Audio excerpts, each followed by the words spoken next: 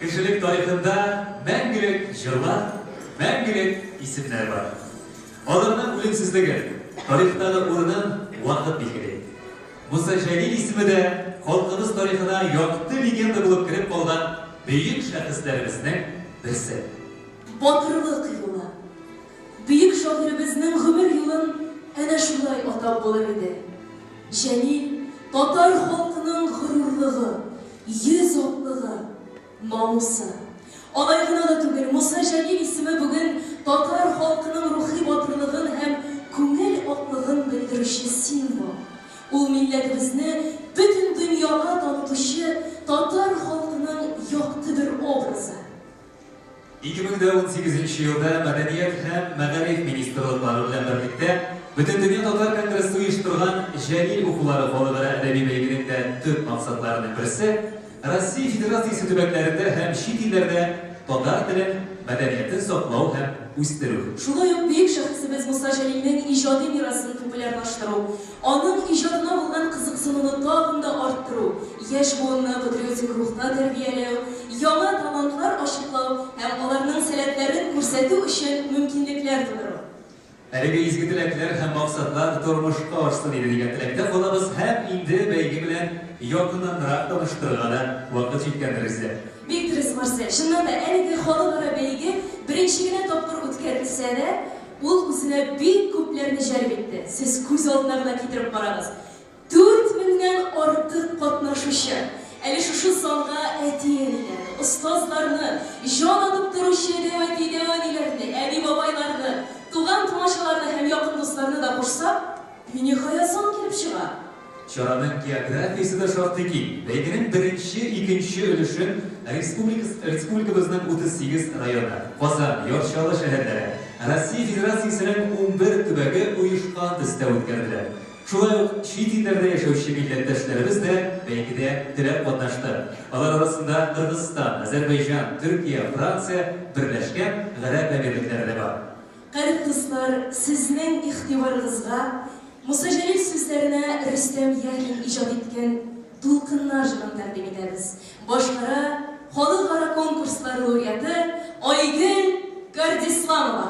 Dulkınlar, dulkınlar, ne boş oysuz, yararıma soğuk sizler sedaysız. Dulkınlar, dulkınlar,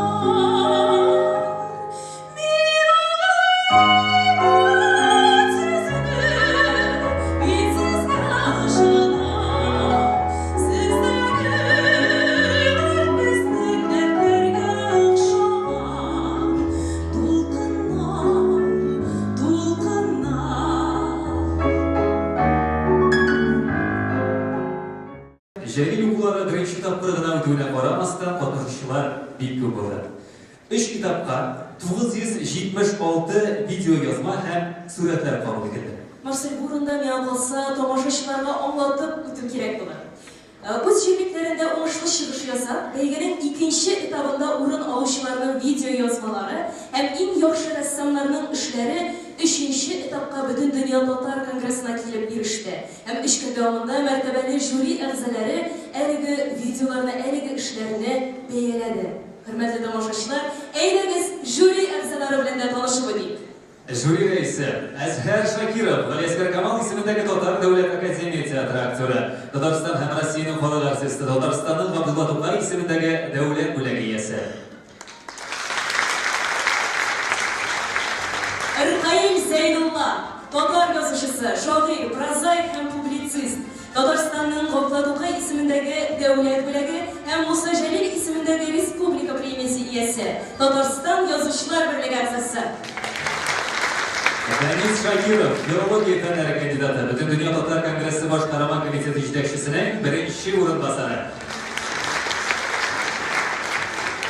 Kadriya Idrisova, Oqqalfoq Butun Dunyo Tatar xotin-qizlari ijtimoiy uyushmasi raisi, filologiya fanlari kandidati, Rossiya Federatsiyasining xalq ma'rifat kechishi, Rossiya Federatsiyasining xalq pedagogi belgisi egasi, Tatariston Respublikasining ot qozongan sotsial yoqlov xizmatkari. İnsan Abdullah, телевидение дикторы, алып баручы Казан театр һәм музыка оқушылары бөлімінде Татарстанның ат казан артисты. Ленар Шейх, татар шагыйре, журналист, галим, Татарстан китап нәшриятының баш мөхәррире, Татарстанның Муса Җәлил исемендәге республика бүләге иясе, Татарстан Язучылар берлеге әгъзасы. Алкышларыгыз дуслар. Шүрәттәне жюри әгъзасы Эмиль Табипов, Галиәсгар Камал исемендәге Татар дәүләт академия театры актеры, Татарстан Республикасының ат казан артисты, Татарстанның Муса Җәлил исемендәге республика бүләге иясе. Müderris Minhajov, ressam, pedagog, Татарстан рәссамнар берлеге рәисе урынбасары, Татарстанның халык рәссамы, Шамил Бикчурин премиясе иясе.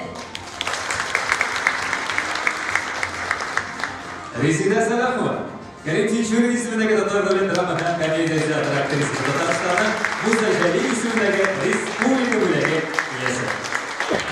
Хөрмәтле дуслар, менә хәзер инде Җәлил укулары фонлары әдәби бәйгенең җиңүчеләре белән дә танышырга вакыт килеп җитте. Сәхнәгә без 3нче дәрәҗә лауреатларын чакырабыз. Балалардан башлыйм әле. Ни әйтсәм дә, бүген балаларыбыз бәйрәме. Хөрмәтле мөгаллимнәр, мөгаллимәләр, ата-аналар, һәммәгезне бүгенге олуг бәйрәм белән котлыйм.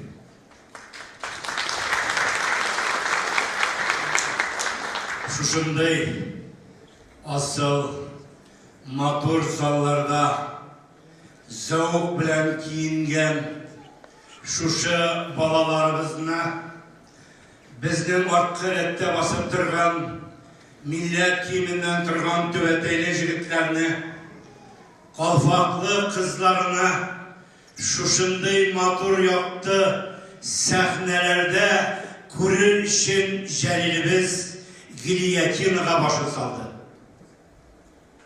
Без бәхетле яшәргә тиеш диде ул.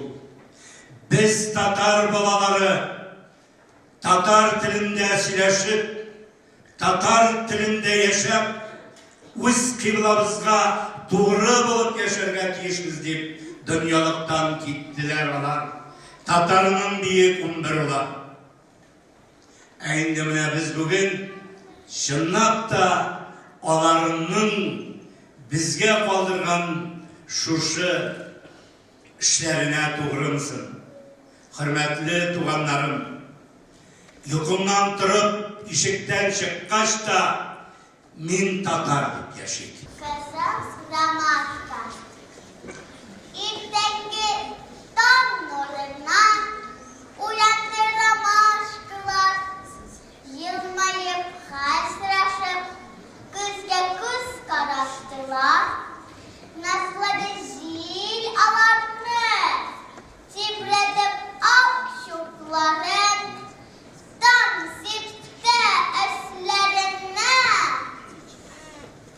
Kuş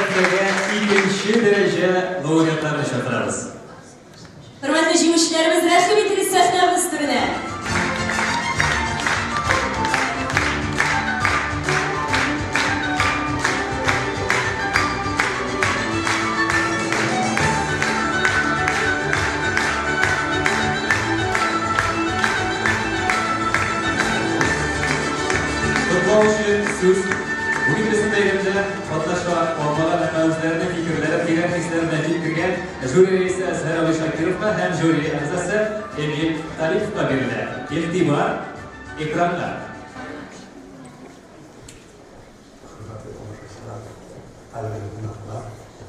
Рөхсәт итегез миңа Җәлил укулары халыкара бәйгесенә багышланган шушы зур, матур бәйрәм белән сезнең барыгызны да чын күңелдән тәбрик итәргә. Бу бәйгедә Татарстанда яшәүче татар балаларына түгел, Мәскәү, Петербург, Чуваш, Башкортстан, Оренбург, Чиләбе, хәтта Сахалиннан татар балаларының катнашуы минем күңелемдә горурлану хисләрен уятты. Меңләгән татар баласының Мусадәри шигырьләрен саф татар телендә шундый камил укыганнарына ничек сөймисең?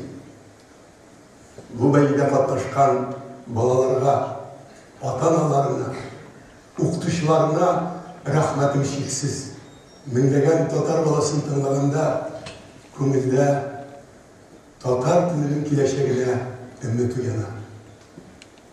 Юк, алай тиз генә татар теле бетмәячәк. Әгәр дә шушындый балалар, ата-аналар, укытучылар бар икән, аларга бары тик бернигә карамыйча ярдәм генә кирәк. Киләчәктә дә мондый бәйгенең яшәячәгенә өмет итеп калам. Һәм уңышлар телим. Хәйрле кич, кадерле дуслар. Америка Кушма Штатларыннан сезгә күп сәламнар. Дөнья бугач, тормыш бугач төрле җирләргә йөргән килә, ләкин бүген сезнең белән. Бүген безнең җәлил укулар барадыр. Мин сезгә барыгызга да уңышлар телим. Сезгә барыгызда бик ялган шикелле дәвамында жюри әгъзасы буларак мин жюридә утырдым, һәм инде без сезне тыңладык һәм иң сайладык. Шул сезгә барыгызга да бик зур рәхмәт. Киләсе елларда очрашырга насыйп булсын, сезгә уңышлар телим. Һәм инде нәрсә дип әйтәсем килә? Америка бик матур, әлбәттә, бик матур, ләкин инде безнең Татарстаныбызда сезгә бик күп сәламләр һәм уңышлар. Рәхмәт сезгә. Бик зур рәхмәт безнең жюри. Bizning qatnashuvchilarimiz ikkinchi daraja laureat ismini olagan qizlar boshqa bo'laklar bilan birgalikda Tatar muvaffaqlari ham undan qora Tatar kayfiyat uyushmasidan o'qishalar bilan bo'laklar. Ham albatta sizning olqishlar bilan da bo'laklanadi. Ikkinchi daraja laureatlarimiz.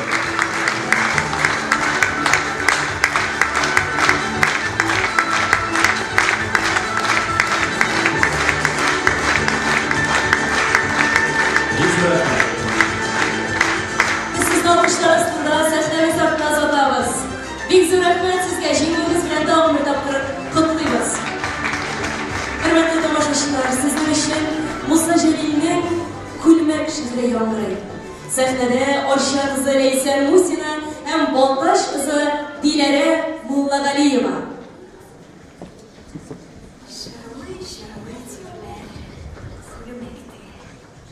Қолларында күміш инесі, жырлар түгел, жерлер жете алмас. Ирақ жерде күлмек иесі, қолы егірі, ефек сатайын бойлап, тирен сағыш ойшан езінде, ефек шегіш болып ятып қала, ерек сірі ине ізінде.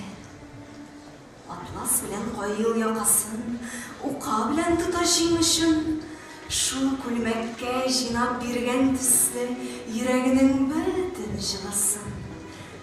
Һәр шигештә күпме яшь тамчысы, күпме сагыш, һәрбер җиңдә. Шул күлмәкне булмас яшьлекнең йөрәк дусты йөргән җирендә. Җырлый дилбәр күлмәк тегә, күлмәккә ем дусын тапсын дип. Шул күлмәкне киеп сөйгән егетем сугышлардан җиңеп кайтсын дип. Тагын бисәк, аннан күлмәк әсер, тик тагысы калачакларын күлексерәп дилбәр карап тора, үз эшенә үзе сокланып. Тәрәзәдән сызылып кояш карый, күк күлмәктә асу шәүләсе. Кояш булып күлмәк үтәсеннән күренә төсле егет гәүдәсе. Ашыгып шунда берәү килеп килде. Хат тоттырды Дилбәр кулына. Хатта язган. Егетең батырларча үлде, дип сугыш кырында.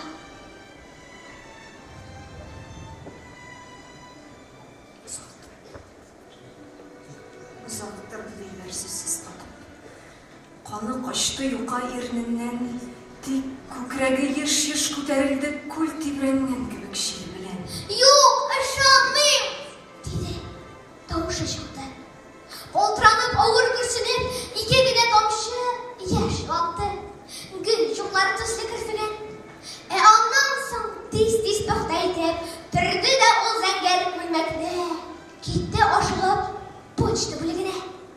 Алыгыз, диде, минем бүләкне. Ул бит үлгән. Ничек әйтегез? Сез әйтегез үлгән булса да, кигерегез аңа бу күлмәкне, тәне туфрак күнгән булса да. Ул терелер кигәч бу күлмәкне, йөрәк уты тагын кабыныр. Мин бит аны сөйтеп чын күңелдән, мин бит аны көттем сагынып. Таңлазар аны. Сөйгән кызның сүзләре шандыр кебек күренде. Һәм күлмәкне илтеп яшь егеткә кигерделәр. Егет терелде. Кояш калка, Дилбәр тәрәзәдә, ул ашкынып көтә сөйгәнен. Егет кайта, йөзе кояш төсле, ә өстендә зәңгәр күлмәге. Әкиятме бу? Әйе. Тик әйт миңа, йөрәгемнең назлы иркәсе, син түгелме? Сөю нурым белән кабузучы гомерем иртәсен.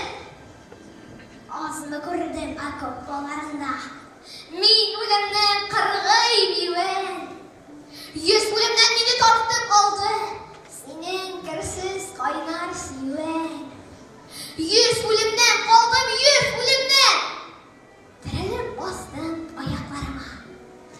Яшең белән чиккән күлмәгеңне киеп кайттым. Менә яныңа. Ләйсән Мусин Әмдиләрә Мулладалиева.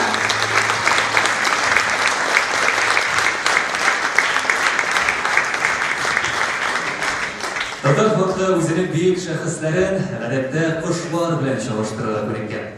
Буса җәдиде дә язучылар җырлый белгән бөркет, сугыша белгән былбыл белән тиңлиләр. Ә милләтебезнең бөек җырчысы Илһам абый Шакировны без барыбыз да татар халкының сандугачына тиңлибез. Шунысы игътибарга лаек, кадерле дуслар, әлеге ике бөек шәхеснең туган көннәре бер көндә, 15 февральдә. Хөрмәтле тамашачылар, хәзер сезнең өчен Илһам абый Шакиров репертуарыннан Муса Җәлил сүзләренә язылган халык җыры «Биккәй матур» җыры яңгырар.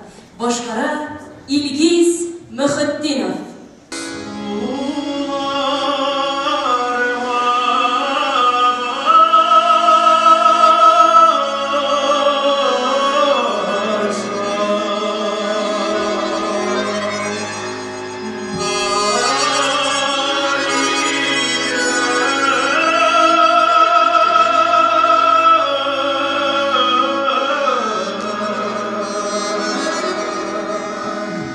Sir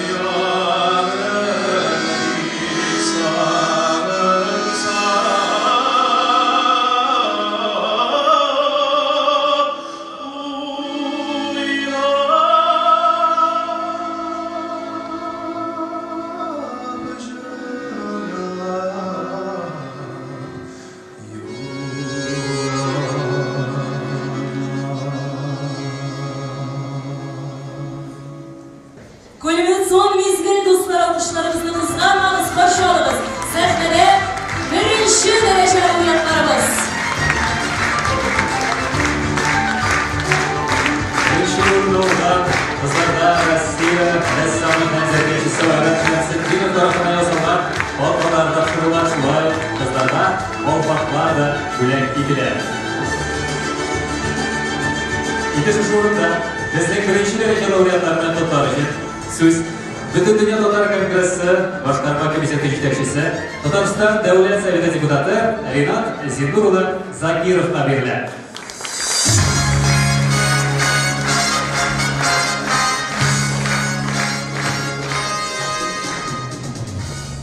Jalil bizni bu zalga chiqdi. Jalil ijodi bizni chiqdi. Xalqimiz o'zining buyuk shaxslarning zo'rlovini bizning kelajakka boruv yo'lida eng tep ishlarimizni birisi deb sanaymiz. Shunga ko'ra da birinchi bayga bo'lganiga qaramasdan xalqimiz bu baygini ko'tarib oldi ham bek ko'p tilaklarda qatnashuvchilar bizga murojaat etib o'zlarining tilaklarini bildirdilar. Mana 4 kundan ortiq ishlarni qarovuna da shu turda sili Jalilning turmushi, onun ijodi, onun batırlık örneği halkımızın ruhun ko'taruvda, ruhun formalaştıruvda zo'r tilak deb sanayman. Bütün tilaklerde faydagina barsak da halkımız Jalillarni, To'qaylarni o'z etib, ularning ijodin yosh bugunga topshirib, ularning isimlarini mangulashtirish yo'lida bir zo'r ishlar boshqariladi. Chet ellarda da Rossiyaning ko'pgina tuvaklarında Jalil haykalleri, Jalil bilan To'qayga büstlar so'nggi yillardagina disteden ortiq tuvaklarda ochildi. Bu albatta bizning xalqimizning g'ururligina tugul, bu tarbiya maktabi boshqa xalqlar oldinda bizning yizoqligimiz. Shunga ko'ra da men shu baygida qatnashgan bugun yoshlarni, bolalarni chin ko'ngildan qutlayım. Ata-onalarga rahmatlar yetkazim. Chunki o'z bolalarimizni mana shulay Jalil ijodin xalqqa yetkazilib darajada tarbiyalagan uchun albatta sizga rahmatlarimiz zo'r. Kelajakda da mana shulay birdan bo'lib xalqimizning tugan tillarini saqlov masalasi og'irlashgan chog'da bunday belgilar, bunday birdanlik bizga bek kerak ham bu kelajakda o'zining hali ishini ishlayajak. Biz mana shu belgilar orqali tugan tilimizni yiroq illarda, yiroq tubaklarda saqlayacakmiz ham albatta birdamlik bizni shu yo'lda mushqa ketirajak. O'zingizni bayram bilan qutlayman ham kelajakda da shulay birdan bo'lib kelasi yillardagi belgilarda tag'inda ruhlanibroq, tag'inda ko'lamliroq shu belgilar uyushtir degan fikrda qolaman. Biz bunun için bütün üstünde işleyecek, bizning bir ko'p illarda 32 ilde hem Rossiyaning 70'ler tüberinde uyushmalarimiz shu ishlarni boshqaradi. Biz shu birdamlik bilan, shu xalqimizning birdamligi bilan baxtlimiz ham albatta bu bizning g'ururligimiz. Rahmat sizga. Hozir sizning ixtiboringizga Tatariston davlat jir ham biyu ansambli, respublikamizning aktyorlari ham beygimiz jing'ishlari bilan birgalab uyushtirilgan buyuk jalilchilarimizga bag'ishlangan teatral ko'rinish taqdim etamiz. Меня ismim. Сегодня я вам представлю отрывок из текста Муса Джалилова по-французски. Il y a une raison particulière qui fait que l'œuvre poétique du fils du peuple tatar, Moussa Jalil, est connue en Belgique. Le poète n'a jamais visité le royaume de Belgique en personne, mais il y avait toutefois un ami fidèle, André Timmermans. Durant la Seconde Guerre mondiale, celui-ci, tout comme Moussa Jalil, était enfermé à la prison de Moabit à Berlin. Le Belge a réussi à rentrer au pays, et au péril de sa vie, il a respecté la demande de son cœur. Il a réussi à préserver son testament poétique. Le recueil, les dernières chansons.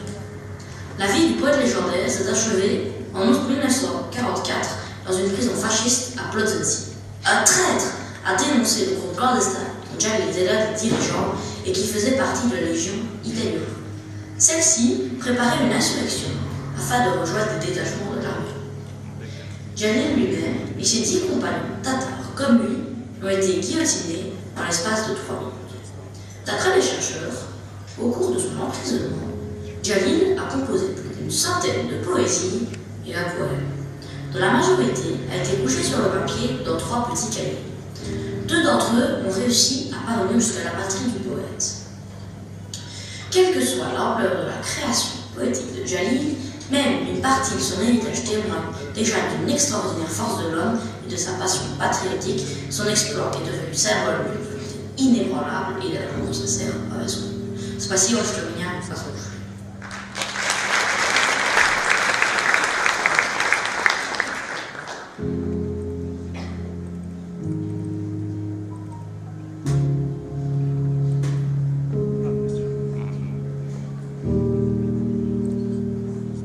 Әлеге дәфтәрне кулына алып укучыга. Уйланып утырган минутларда буш вакытлар. Менә шушы көндәлек битләрен язды. Бу көндәлекнең сонында әйтелгәнчә, минутлык хисләр һәм шул көнне булган минем кичерешләр. Йөрәктән кичкән хисләр суынмас борын язылган юллар икән. Мин аларны сиңа җибәрергә карар кылдым. Укы һәм мине онытма.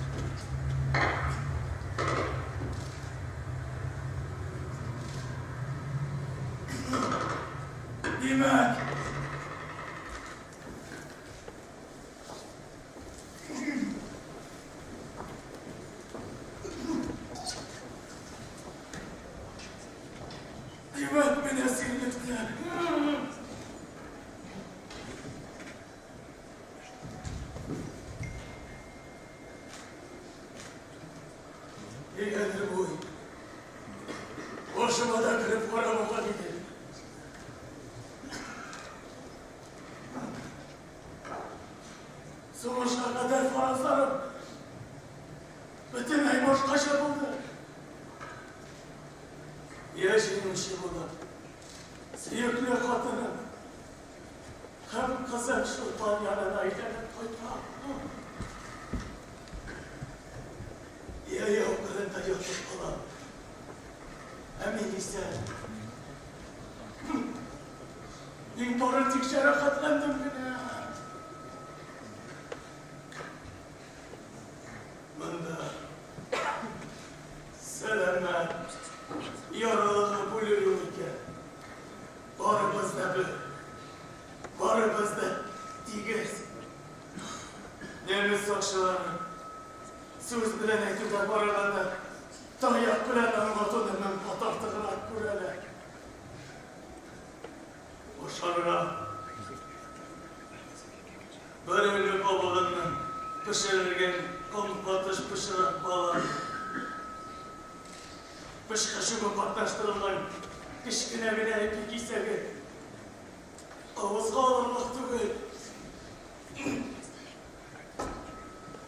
Yaşasın gülse, başarılan mecbursun. Rahmet esirlikleri milletleşlerine. Alar olmasa, onun kurttan kabride bulgamı edildi. Yaralanıp halsizlenip yatkanda özlerine tigen balanını. Sizden migine birleşip mine sağala. Mine ölüm bitip yatkan kişiye. Umaysız. Ektepte koruyun. Aşı anamda. O yavrum minnetimle. İkinci günge dağın şu hayır kabatlana.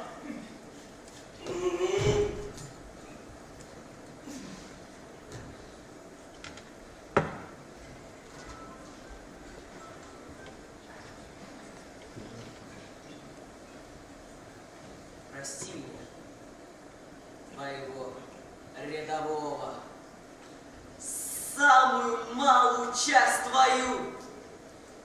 Прости за то, что я не умер смертью солдата в жарком бою. Кто посмеет сказать, что я тебя предал? Кто хоть в чем-нибудь бросит упрек? Волков свидетель, я не струсил, пылинку жизни моей не берег. Содрогающимся под бомбами, обреченным на гибель кольце, видя раны и смерть товарищей, я не изменился в лице, слезинку не выронил, понимаю, дороги отрезал. Слышу я, беспощадная смерть считал секунд моего бытия. Я не ждал ни спасения, ни чуда, к смерти взывал. Приди, добей, избавь от жестокого рабства, молил медлительную, скорей!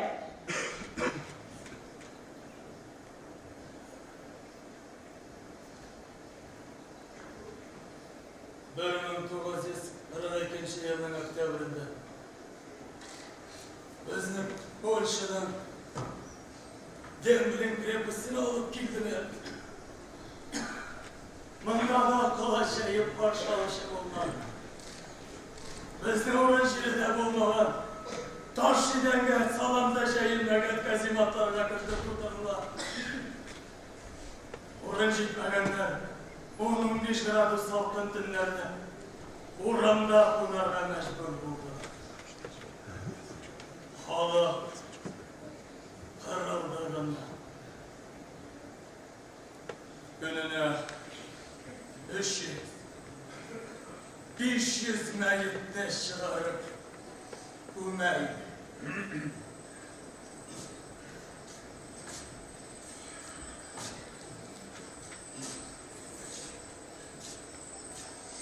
lakin noyabr aylarında лагерде özgürlükler başlandı. Nişavay süpürmegen esirlerini yuvundurdular. жау біраз яқшырды. Соңырақ біздің милләтіміз бойынша түркімдерге біле башладылар. Лайында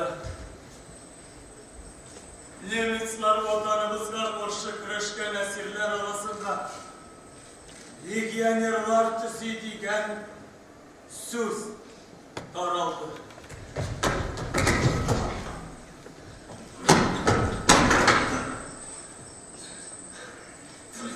Я немецларның күннен күн күші артық. Я біз ябыққаннан ябыға барамыз. Мамық тұтырылған қопшық сыман ташлай бердіз.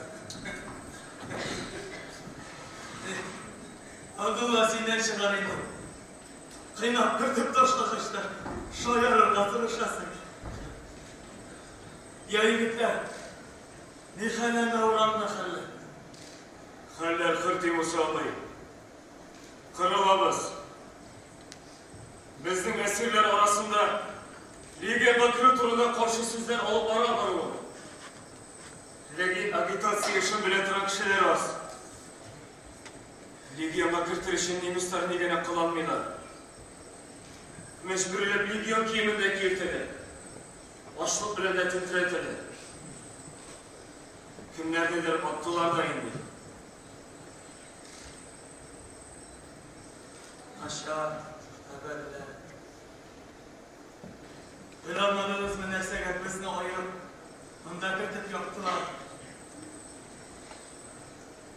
Меніңше олар біздің әсерлер арасында оқымышылар.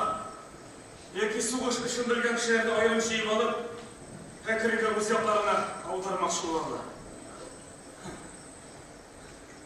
Қызық екен, шошы элитаға мен де кірем менде. Әлбәтте еді Мұса абай. Өзеннің татар дүниясында ненден тұрын тұтқанымды ұмыттырдылар ма әлі? Ұмыттырмадылар Абдулла. Әміне сен 26 yaşında тұтырмаған егіт, ұнытқансың бұғай. Менің мұнда Ғұмәров фамилиясы білен жүргенін, ha?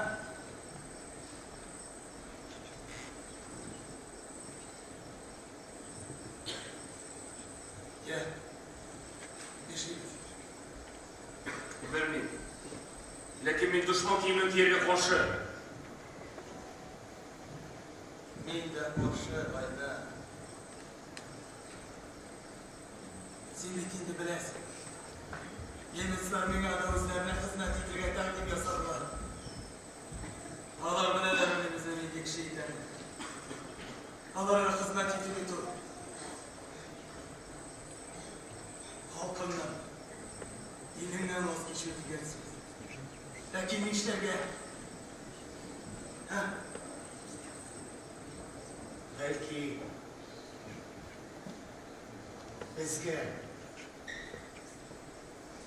vakitli şahına bulsa da legioner kimin kiyirgenine. Sesi! Boşandılar atıyla böyle! Aşkına, belki Abdullah dürüstledi.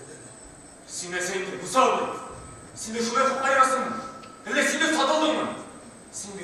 Sin bizden esirlerge, kurulup vatanı yola tuttuğunda şiirler sürege bulasın. Ha üzüle Şimdi tımla bitirgeyden hayna. Bugünkü günde bizden faşistlerden karşı uyuşmamızda kişiler az. Bulganlarının da barısına da üzeri yaşangan sıvan seyirşen alasın. Son bilmeyen yok.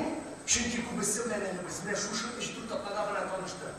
Cihan Türkiye halatını, İdil Ural Legionuna götürüşün Nemetsler negine kalan mı? Anısını da bir yaşı bilesin. Hem biz bunda yok deyip karşı kelip otursa, bizden kileşekli birazına kılsa da farazlıysındır. Şulay mı?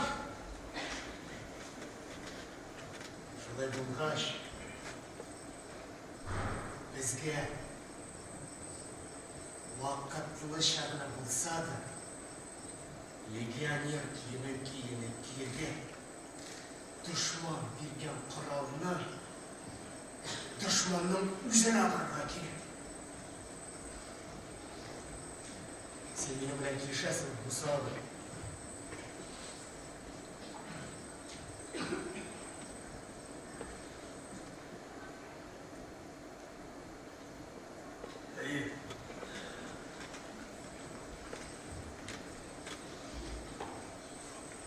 Сен минем белән килешәсең, Гайнан.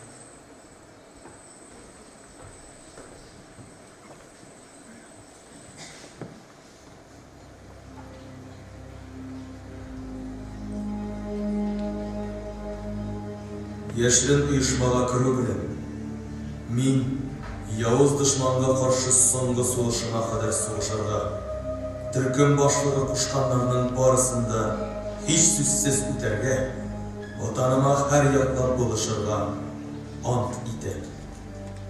Кирәк икән, туган илем иминлеге өчен тормышымны да кызганмаска сүз бирәм. Дошман кулына эләгә калсам, нинди генә җәза җәберләргә дучар ителсәм дә, яшерен оешма турында, дусларым турында бер сүз дә әйтмәскә ант итәм.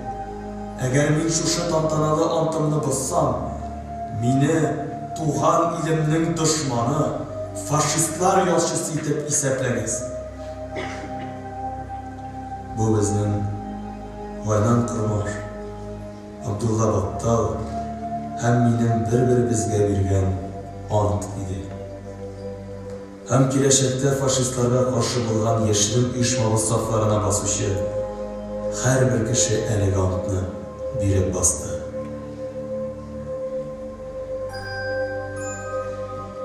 Сиңа миннән хәбәр китерсәләр, ул егылган арып дисәләр, син ышанма, бәгърем. Мондый сүзне дуслар әйтмәс, якын күрсәләр. Байрагыма каным белән язган, антым чакыра алга барырга. Хакым бармы минем абарырга? Хакым бармы арып калырга? Сиңа миннән хәбәр китерсәләр, алмаштырган илем дисәләр, син ышанма, бәгърем. Мондый сүзне дуслар әйтмәс, мине сөйсәләр. Илдән киттем ил һәм синең өчен, автоматым асып аркама. Илемне һәм сине алмаштыргач, җирдән ятагым ни кала? Сиңа миннән хәбәр китерсәләр,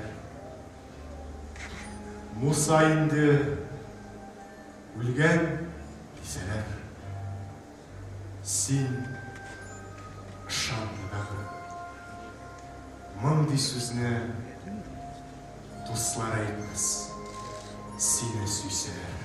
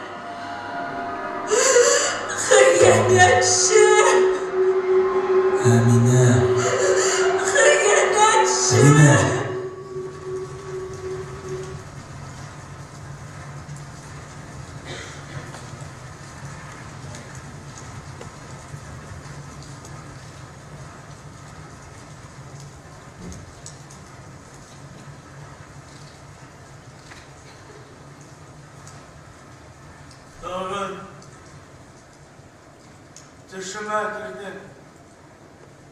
Әминә. Нәрсә борчыйсың сине?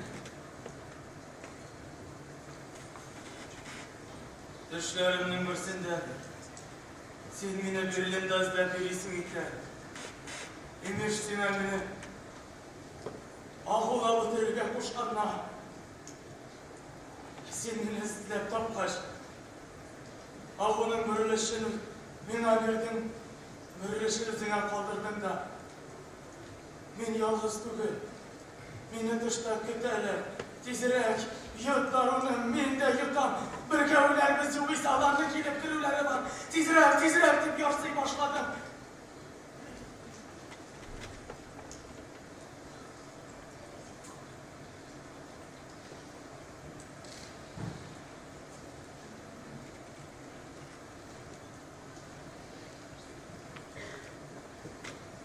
Bileydi. Yine mesellikkelerge onu böyle. Saklık canlı. Sizden kabirde kara bittim iken.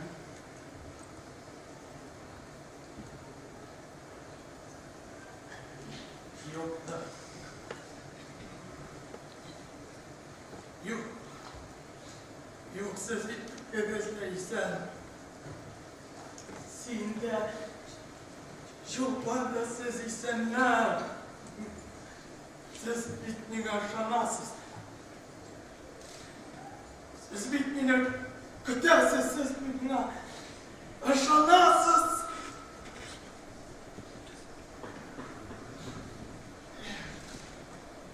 Emineki, bilsen idi sizden işik savunganımını. Evet, akşamına tanışkan idi. Mimarız, siz yok. Nindiydi, siz yok. Rahmetli, siz yok. Hatırlıyorsun mu? Şu şehirlik işlerini. Moskva Parkı, Tımlar Kestirhan. Biz, min mehabetten isirgen yaşlıkın çevesi, tıynak, biraz gına kırız, Emine, Durdar.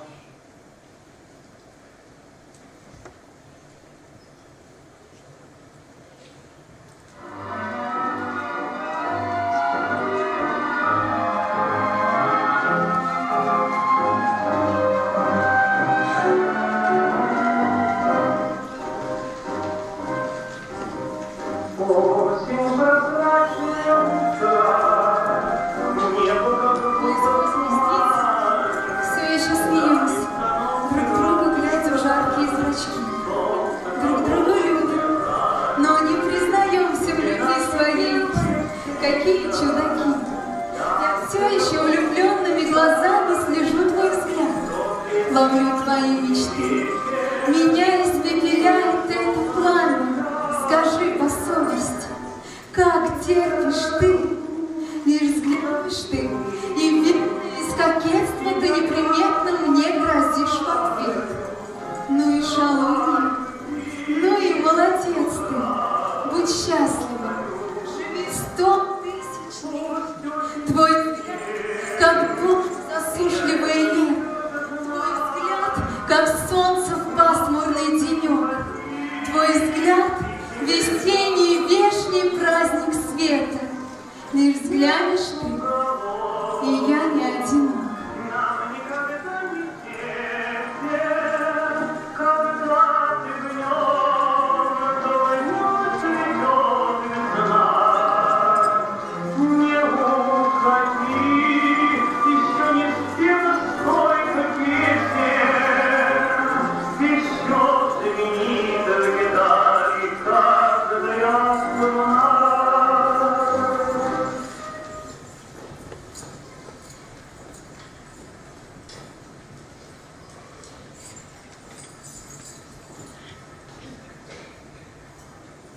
Nega bulay buldusun hali bu? Varsa da yakşı bu gibi gibi.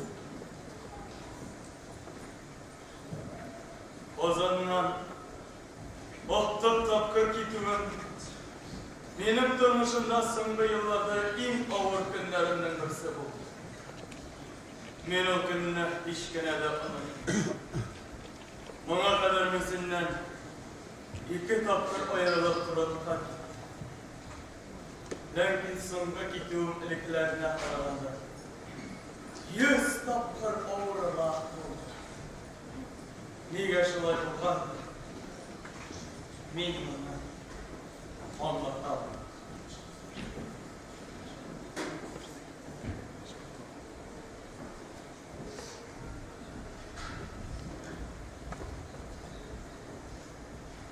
Ayrılışkan şakta, yüreğimde tutulgan сагыш кичерешләренең ниндидер сәбәпләрен күрмәгәнлектән, хәтта куркып, бу сине дә, сөекле чулпанымны да яңадан һичкайчан күрә алмавымны алдан сизенеп, яман савым түгелмесен, дип шикләнә дә башладым. Бу, ләкин ул уй минем күңелемнән бик тиз арада килде һәм шундук юкка чыкты. Аерылышуыбызның шул кадәр авыр икәнлеген аңлата алмау гаҗизлегеннән туйган бер уй гына иде. Шулай да бу аерылу миңа аерата читен булды. Аның читенлеген беренче тапкыр мин чулпаным белән саубулашканда тойдым. Ул Без аның нәни кровати янында уятыргамы, уятмаскамы дип бераз икеләнеп тордык. Уятсак, нигә уятканыбызны төшенер дә елый башлар. Әтисеннән аерыласы килмәс. Безнең белән бергә китәргә теләр.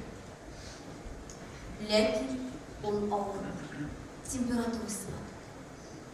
Уятмасак, торгач, әтием кайда? Дип интегер. Әтисен узата алмау. Аның күзләренә карап соңгы тапкыр елмая алмауы. Аңа гомерлек үкенеч була.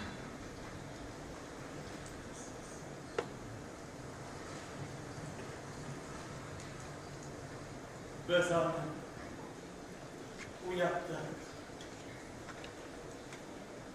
Башта ук bir nida anlamındırdı. Мен anlam. Kızım, men gitarım. Mena gitarga mümkünmü dip sıradım. O gözlerini de açmış. Mümkün figerden başın bakıp koydu. Bilmem o.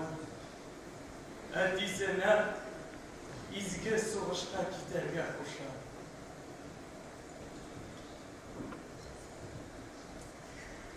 Күңелләрне айкап ташый торган минутлар иде бу. Чулпаным турында уйлаганда минем бәгырьләрем искәнә.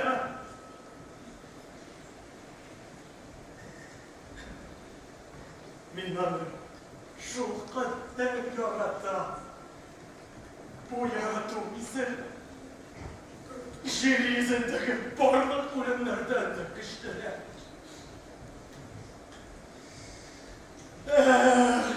Әгәр бер генә тапкыр булса да күрергә итеп итсезде. Шана син дә минем турда уйлыйсыңдыр. Беркемнең дә сүзенә карамыйча, син миңа шанасыңдыр. Минем сиңа халкыма илемә тугры булуында шикләнмисеңдер. Мин шанам. Мин шанам. Әминә.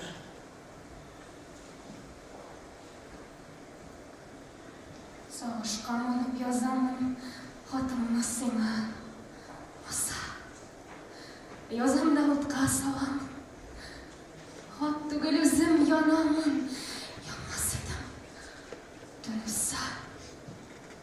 Кайдан да ватабым икән, ни хәлләр итим икән. Сагышымны тәрәз ачып җилләргә сибим икән.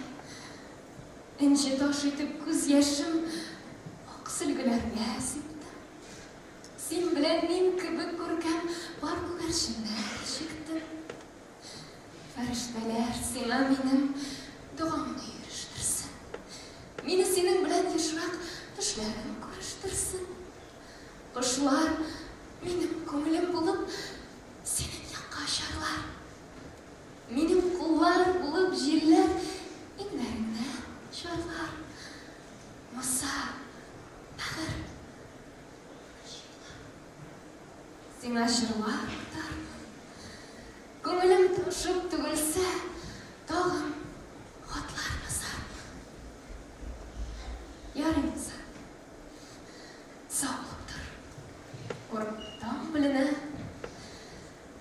син дип ялынган. Мәңгегә. Сине мәңге сөйгән. Әминә.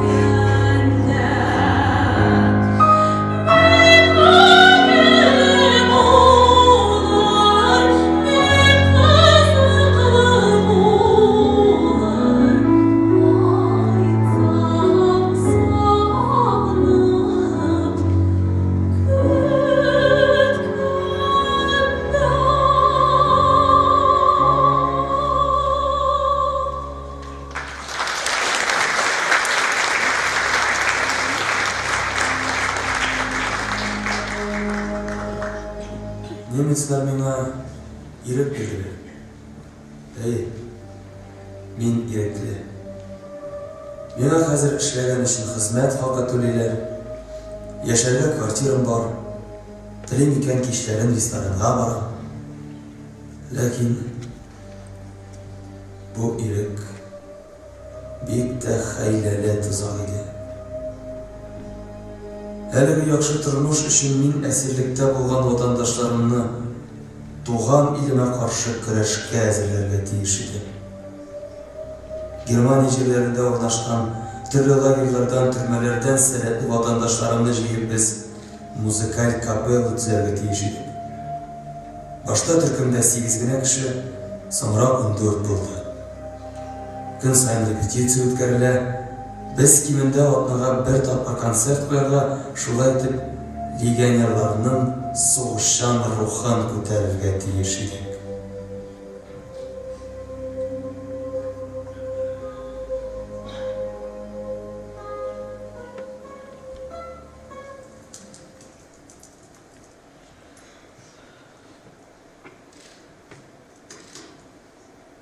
Риза булды бит, Кырмаш. Кырмаш риза булды. Ничек риза булды, шундый башы килгән иде. Әйтеп күндер алдым син аны. Мин түгел. Үзе теләп ризалашты. Biz мәңгә салып үлчәп карагандыр. Дөресен әйткәндә безнең беребезнең дә фашист киеменнән йөрисе килми. Ләкин музыкаль капеллага режиссер табырга кушылган. Гайнаннан да ышанычлырак режиссер кем? Яхшы хәбәр. Солтанбек турында нәрсә уйлыйсың? Фәрит Солтанбековны. Әйе. Әйбәт егет. Ышанычны да инде аклады. Капелла эчендә яраклы кеше.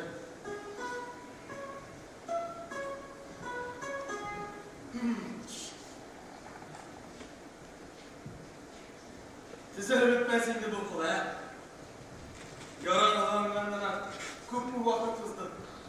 Хаман. Мин әйтәм, насип булмас инде миңа капеллада уйнау. Менә Фәриткә калыр мандолинада уйнау. Достым, кай вакыт үзеңнең нинди һөнәр иясе икәнеңне онытып җибәрәсең.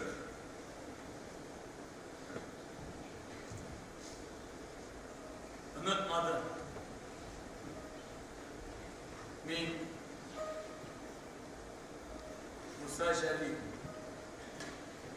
татар шагыйрь. Зинатулла Мир, татар язучысы.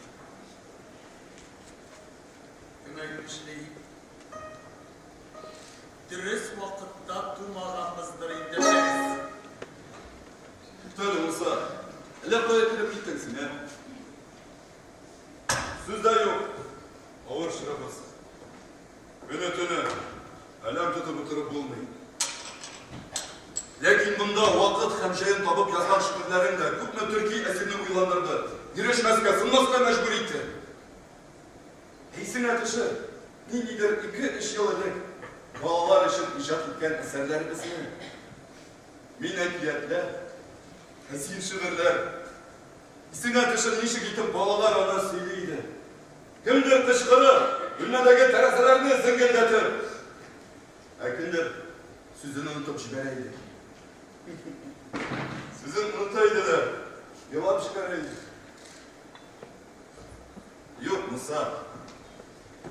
Без дөрес тудык, дөрес җирдә, дөрес вакытта. Ләкин нишлисең? Әлем баласы бер-берсен кырарга ярдәмендәдер инде. Шуңа әле озак яшеме юк куанысы билгесез, булсын миннән сиңа әманәт. Яз, Муса, яз. Башыңны имә. Яз өлкәннәргә дә, яз зурларга да. Һәм аеруча балаларга, безнең балаларга.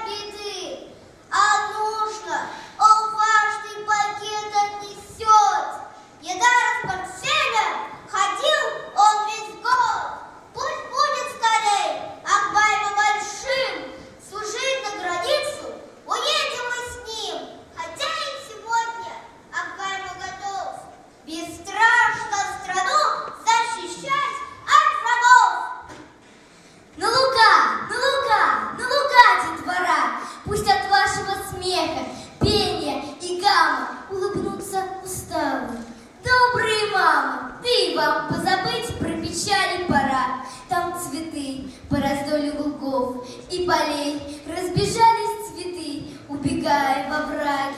Там нарциссы, гвоздики, там алые маки, как похожи они на улыбки детей.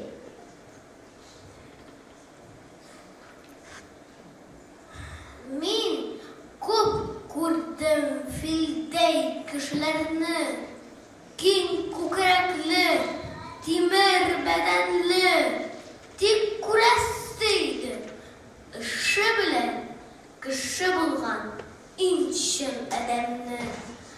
Кем сокланмас, көчкә тимер сукса, һәм су чыкса баскан эзеңнән, тик ни файда? Көчең филдәй булып, эшең булса чыпчык тезеннән. Эзе калсын керсез намусыңнан, ни үтсә дә синең кулыңнан. Көчлелегең белән горурланма, кешелегең белән горурлан.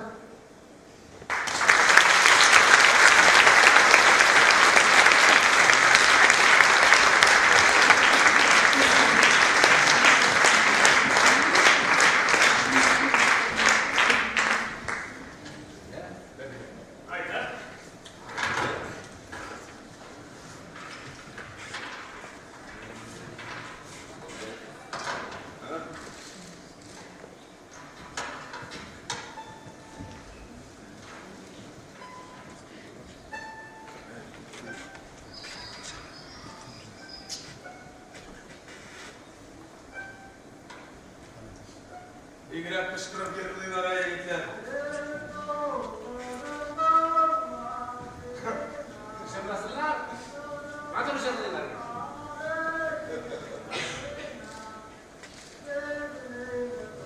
Құдай кышкырып җырлаш.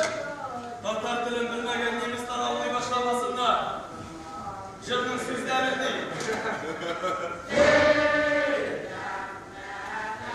Немецлар баштан сыйпамастан бит йөрделәр. Абдулла бар иде. Әкренрәк булсыннар инде.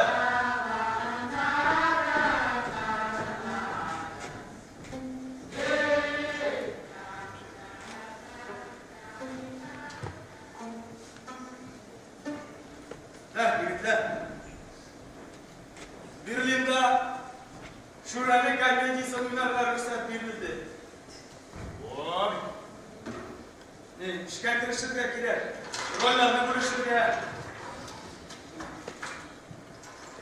Шүрәле образын язганда Абдулла сине генә күз алдына китерде. Шабансың. Yok, parmaklarından asıl. Eydi. Bu tırnı Türkiye saldatlar aldığında dam kazandan aynan turmaş başlarırsın bir de. Oynarmız bu savunma. Bultanında şöylesinde yosasın iken sonrası oynarlar izah. Mızallık. Şayet şürelerin alıp uyandı yarıyı. Ne kimsen? Abdülüğün. Lakin şayan vurdular iken aslında bir. Bana hazır tırnak kararsız yer.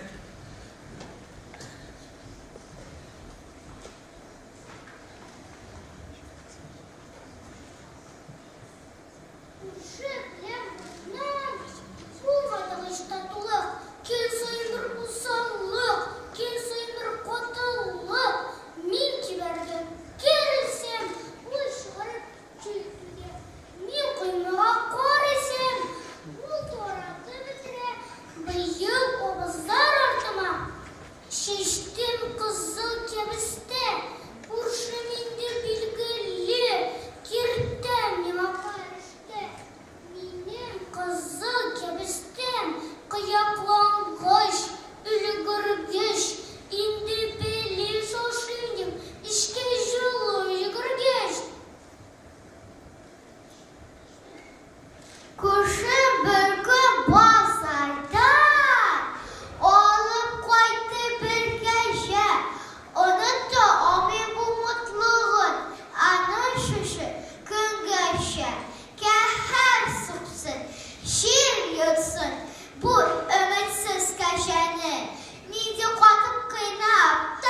işitmedi bip eşerdi.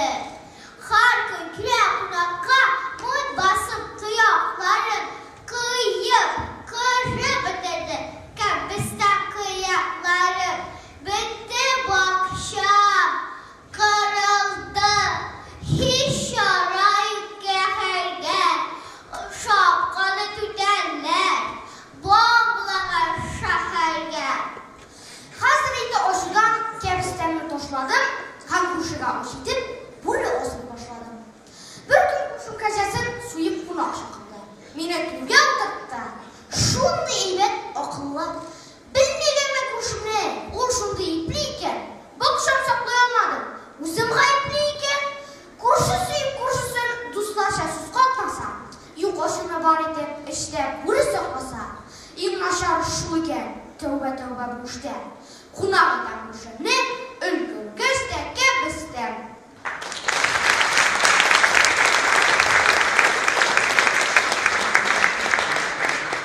Күрше кызы Хадиша шулай гадәттәгечә озак йөреп бакчада кишегеп кайтты кичә. Каравылчы картаның ишетмәгән кайтканын, шуңа күрә ачмаган Хадишәгә капканы. Капкада тимер йозак. Хадиша көткән озак, тышта кунып булмыйш, булса да гаршы йөз ак. Ахыры кызга уй керә. Төнлә белән кем күрә? Күп тикшерми Хадиша коймаша сикерә. Кайтып керә йортына. Кайткач бар да онытыла. Тик кадакка әйләнеп юбка гына йыртыла. Ул көн соң дип ямамый, аны-моны карамый, иртән китә хезмәткә, кичегергә ярамый. Әле дә кичә соң кайтып, йоклаган тырын ятып, күрше карчык эшенә чак җибәргән уятып. Менә бара ул, кара, юбка гына чайкала. Исе китеп хатын-кыз юбкага карап кала. Икенче көн ни күрәм, бер елыйм да бер көләм. Урам тулы хатын-кыз бар да яган юбкадан. Күршем теккәнче, мода дип көн үткәнче, бар да яган юбкасын бот төбенә җиткәнче. Эй, Хадиша, Хадиша, кичәгә кайтып кичә, нинди эшкә чалдың? Яңа мода чыгарды. Кызлар, төнлә йөрмәгез, коймадан сикермәгез. Тагын әллә ни йыртып, мода дигән күрмәгез.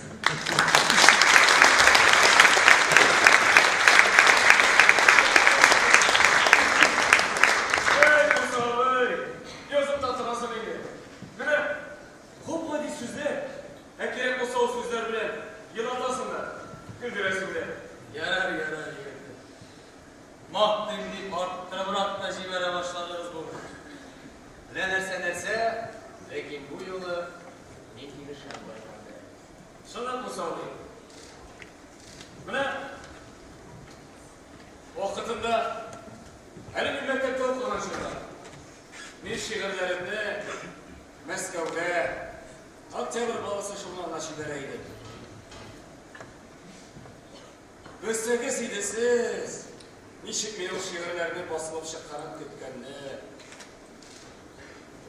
Ләкин бер вакыт хат килеп төште. Шулдан Бухариле Муса җәлилдә хатны башып, калтырана башлады. Һәм гомерләрне насында анда язган сүзләрне. Шигырьләрең әлегә басылып түгел. Әмма әмәтендә рәсемләр. Хәтта түбәдәге Хусейн Муса абый. Хәтта бидә. Редакциянең вакытта бик күп хатлар килде. Шигырьләре сыйрак булган кешеләргә җавап хаты язып күп вакыт узайды. Рәнҗетмәс өчен дөрес сүзләр сайлап сәгатьләр узайды. Musa abinin başı kışkılarına rütüntürekten sevken bayram. Güzel bir şey yapmış, şekerlerim birer.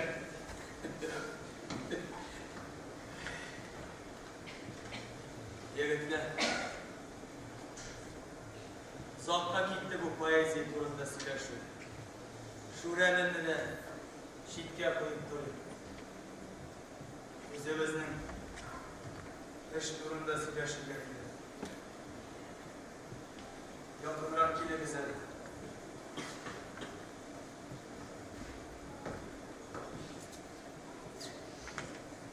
Birinchiden, partizanlar ham Qizil armiya bilan ilmta uyushtirildi. Bu bizning planlarimizning borib chiquvini ikkilatda orttiradi. Narsa o'ylaysan? O'ylayman. Şekillenemeyim Musavi. Narsadan bilmayman. Tug'il aytolmayman. Nechikdir nemislar nidir sezgan kabi naq mina bizning shu otim yosog'ini ko'taradi.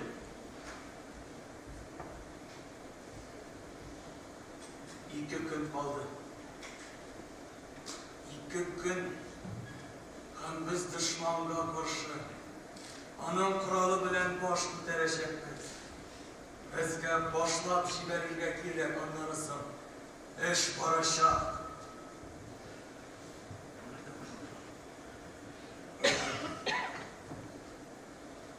Nuryalar.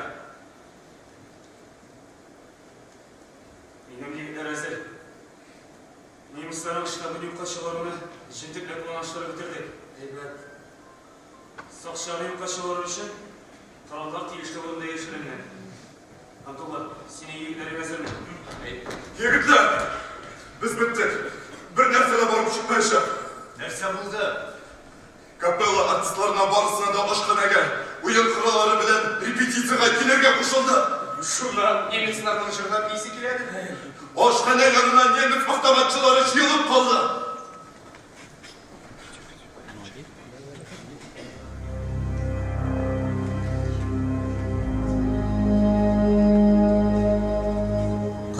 Yılının 10 Ağustos. O günni Yedlinada barlığı 30'dan artıq kişini қолға aldılar. Nemisler yaşayan uyuşmanın tüm əzələrini қолға alsalar da, biz başlayan iş devam etti. Bu haller nemislerin yarsıttığına, bizni türlü kamerlara koşirdiler. Sırau alılar gündən gün kırıslana vardı. Ayıl azadında Berlinga havadan hücumlar yaşadı. Andi vaqtlarda türmə saqçıları bizni birgə yola başladılar. Onda biz yanadan birgə idik. Yaqdaş dostlarımni isen-sağ gülüş görüp, üz tilində tatarca irkinləb siləşə alıb, eng rahat mezgillər bulğandır.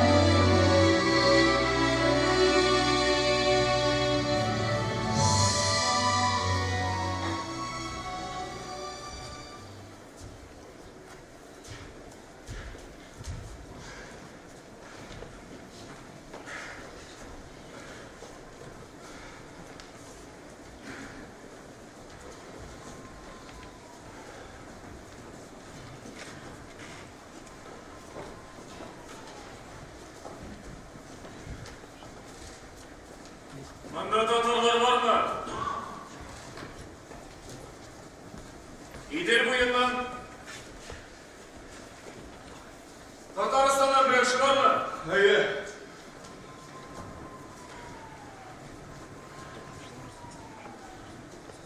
İsmim Nişey. Yoktar. Gökbaş Şerifov. Abdullah Battal.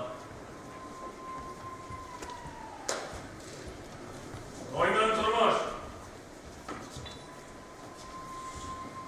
Ben bu kişinin bilesin biriydi. Musa Celil. Musa Celil. Teşekkürler Musa. Yaxşı. Har xilda yo'lini qandan yaxshiroq. Qarang, narsaga kiritib yotdilar. Narsaga kiritib yaptılar beni. Legion'un 3. batalyon sostavında 43. yılın şeyinde. Kıymatış, Ukrayna ve partizanlara karşı savaşı başlayanları. Şurada varıp düşken dostum Abbas kadar mı?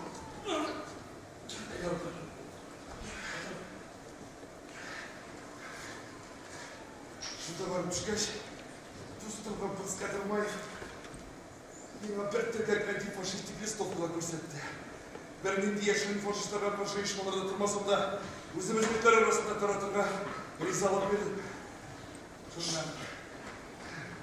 Ben o listokları körüge deldirmedim. İkinci günlük faşistler konvoyga alıp gittiler. Ben bunda... Yoktar. Eğer siyasi bir işini ışandırganlar iken, sen demek bizden kişi. Işanımı ışandırganlar da bit. Lakin ben işimni tübüne kadar başına bir şey almadım. Abbas. Özün de yaxşı bilesin. Düşman bir hayrekel. Aramızda bir şeyler saklayacaklar da bir kul. Lakin sen söyleyenlerden ne şuna yeter. Faşistlerinin silahlarında bir güne delilleri de yok. Yoktar. Nemisler silah olarak devam ederler. Sen nerse neticelerle bir nerse vurmadın. Bir nerse ben indip cevap aytar. Zaptır işittirme. Bütün gayetine bu üstümüzde alırız. Seni azap ederler. Niye? Öyle. Benim sana bir ödeniş var. Ne ödeniş?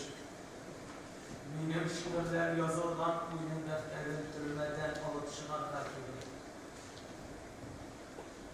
Anda bizden düşmanla karata güreşimiz. Milli helga kalımız turunda yazılgan. Yazmışımız turunda tuğan yakada bölüleri dilimiz. Nima şanımız şimdi zor rahmet. Lakin düşman bunlar eksik. Nekmesle gidip işlemiz. Birer şahin tabarımız başılma.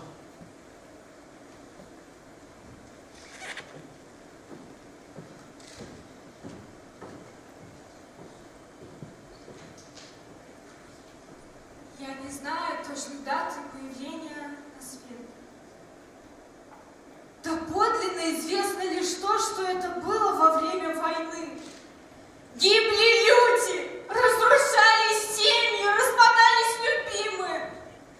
Дороже человеческой жизни была только вера в победу и надежда на лучшее.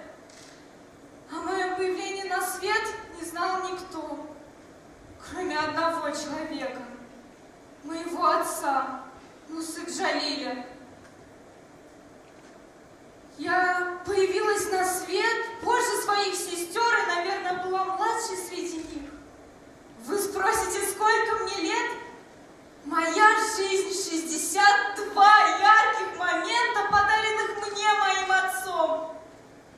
Мои года — это стихотворения и прозы, которые были вписаны рукой поэта. Поэтому моя жизнь — 62 стихотворения, написанные им в грусти, радости, воспоминаниях.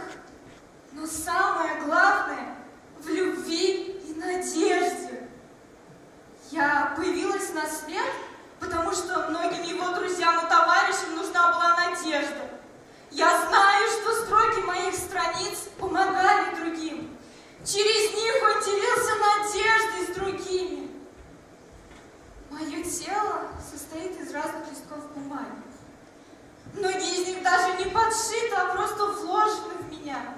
Но тем не менее все они прочно скреплены духом его поэзии. Стихотворения написаны разными чернилами и карандашами, но все они впитались в мою плоть так, чтобы я могла жить. Со временем я узнала, что у меня есть другие сестры, это другие тетради. С виду мы все очень разные. Я написана по-арабски, одна из моих сестер латиницей. Но тем не менее все мы дочери Джалили и дорожим друг другом. Мы надеялись, что благополучно вернемся на родину с отцом. Отец не хотел нас разлучать. Но так вышло, что мы разминулись.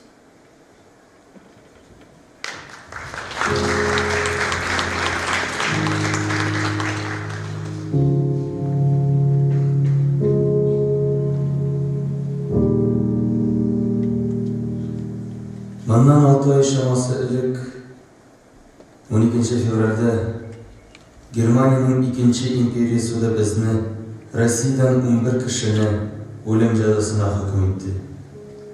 O kunlarda o'lim kutib yashasak da hukmdorlar jazolarini o'targa oshirmadi. Darsini aytganda shu bir necha oy ichida bizda umid borlikka kela boshlagan. Belki o'lim tirnog'idan qutulurmiz. Lekin Shpandov turmasini ketirgach, eli bo'ylar shalpiramakiydi.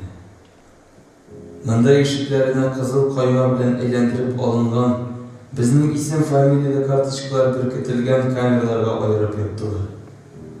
So'ngroq berida o'tirgan tutqunlardan bu kameralarning o'limga hukm etiluvchilar ishon ekanini bildik.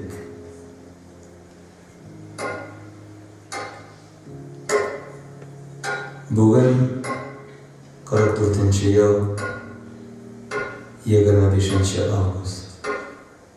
Ertangi soat 5da bizni olirga keldilar. Ham ismlikni o'qidilar. Kimning qachon o'lisi minutuna qadar yozilgan edi. G'oylan Turmush, Qozog'iston 12 soat 6 minut. Fuat Seyfirmelikov, O'zbekiston 12 soat 9 minut. Abdulla Alish, Tatariston 12 soat 12 minut.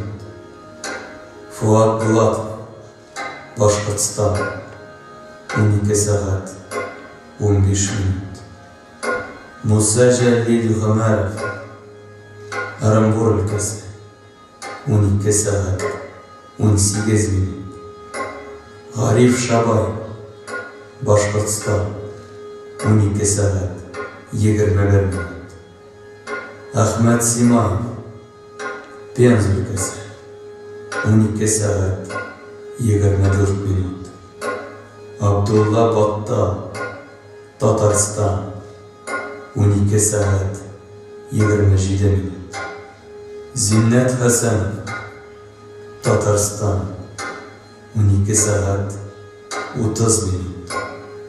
Ahad Atnashov, Qozog'iston 12 soat 33 minut. Salim Buxorov, Boshqirdiston 12 soat 36 minut.